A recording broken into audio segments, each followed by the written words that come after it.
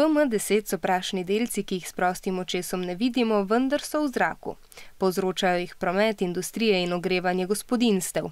Večino teh delcev pri zdravem človeku sicer prečisti že nos. Zato je zelo pomembno, da ne dihamo skozi usta. A če delci pridejo v dihala, lahko povzročijo tudi različne bolezni na pljučih. Koliko je teh delcev v zraku, pa merijo na Agenciji Republike Slovenije za okolje s posebnim merilnikom. S to napravo spremljamo meritve delcev. Tukaj noter gre zrak, ki ima določene velikosti delcev.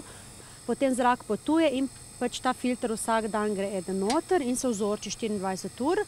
Filtri, ki so jih stehtali že preden so se nanj ujeli delci, se v posebni sobi stehtajo tudi potem.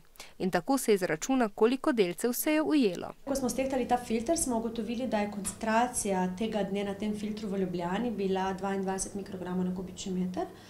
Pomeni, da ni bila presežena mejna dnevna koncentracija.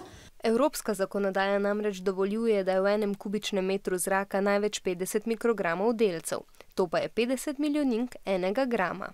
Nekaj dobrega za čistejši zrak pa lahko naredi prav vsak izmed nas. Manj avtomobilov in več koles.